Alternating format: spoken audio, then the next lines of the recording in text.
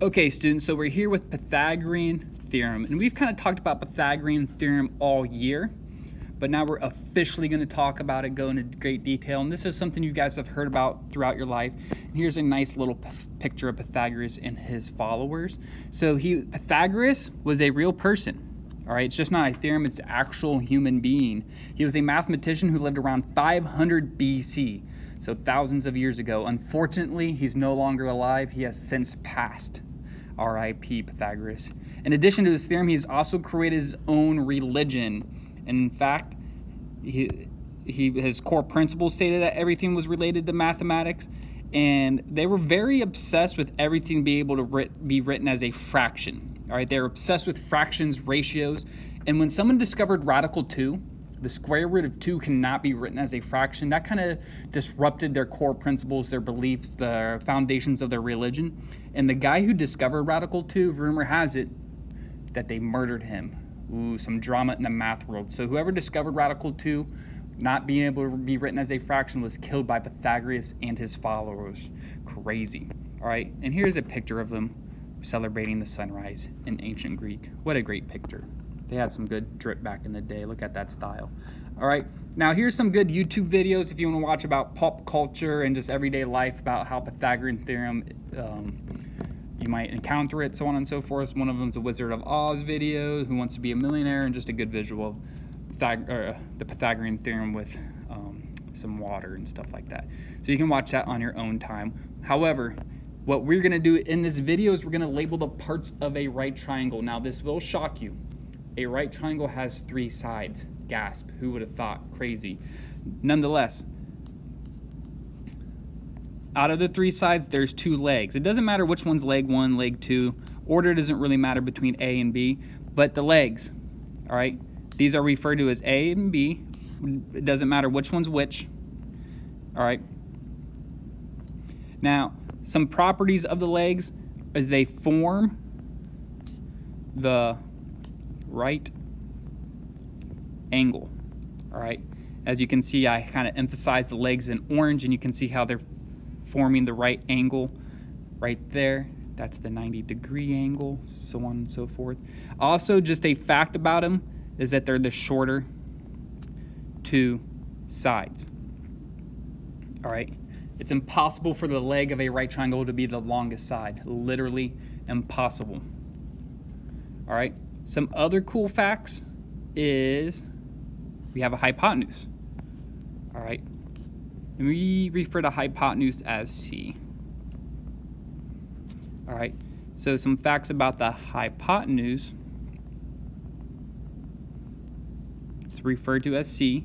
Now, if it's hard to tell which one's the longest, or excuse me, the hypotenuse, it's always the opposite side of right angle. It never touches the right angle. All right, what are some cool properties? It's always the longest side. It has to be the longest side. All right, so if you can't tell which one's the longest side, it's opposite the right angle. That's the hypotenuse. Call that C. All right, so knowing this stuff is going to help us experience success moving forward. All right, now let's look at this image. All right, really, there's a lot going on right here, but if we focus on the center of this, what do we got right here? We got a right triangle. Side lengths 3, 4, and 5.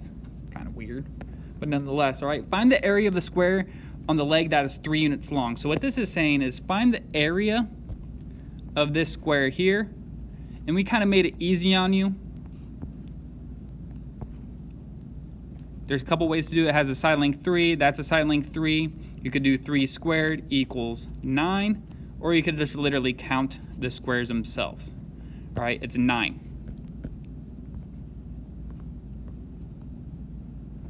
All right, same thing for the square coming off the leg that is 4 units long.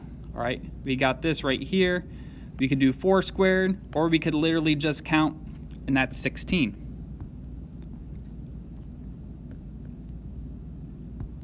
And then we got 5. We want to, oh, sorry, I got a little excited about myself. We'll do that later. All right, what is the sum of the area of 2 squares built on the legs of the triangle? So what's that saying as well? We have 1 is 9, 1 is 16. What does that add up to? 25. All right, and then like what I was just talking about, I got a little excited. Find the area of the squares on the hypotenuse. Well, that's a 5 by 5 squared. What's 5 by 5? 25. All right, there's 25 little squares right there. All right, OMG, gasp. This is the punchline. This is huge. Compare the sum of the areas of the squares on the leg of the area of the square of the hypotenuse. What did you notice? Really, it's saying compare these two numbers. 9 plus 16 was 25. Then the hypotenuse itself was 25. And we have a very fancy word when two numbers are the same: equal.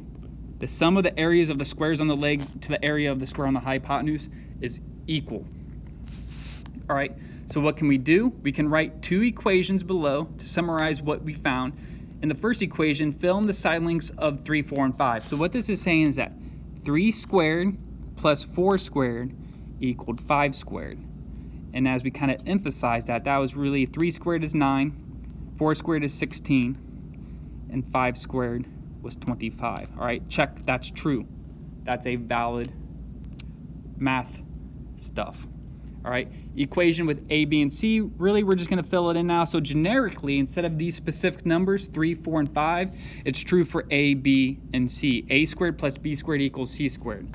All right, and this is it. This is Pythagorean theorem itself. A squared plus B squared equals C squared. All right, that's kind of the generic way, the popular way. However, I always do like to say this. It's really leg 1, so one leg squared, plus leg 2, the other leg squared, equals the hypotenuse squared. That's actually the best way to write Pythagorean theorem, because legs are legs. And that's a curse of L, for those who didn't know. All right. Curse of L is just kind of a loop, whatever you want to call it. Kind of looks like a roller coaster. All right, so here's another triangle. All right, let's just kind of look at the same thing. All right, so we have side lengths. Looking at this triangle right here, this is what I want to emphasize.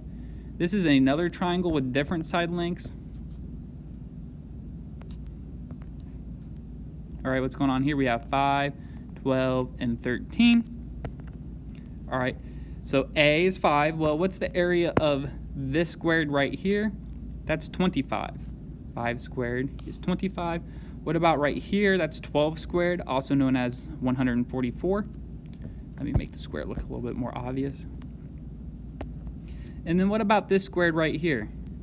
This square is 13 squared, or 169. All right, so kind of the punchline is, well, if we have these legs, well, A squared, we already calculated it, that's 25, so I'm over here filling out this table now. We have 25, 144, and 169. So really we could put equal signs right here. All right, and a plus. All right. In fact, I could do this right here. All right, so this is just emphasizing Pythagorean theorem with another picture. All right, 5 squared plus 12 squared equals, oops, almost forgot the square, 13 squared. That's true, filling it in, because that's A squared plus B squared equals C squared, which if you actually calculate the numbers, we get 25 plus 144 equals 169, which check, check, check. These are all true. All right, so what we're going to do now is just a sequence of Pythagorean theorem problems, so stay tuned for more.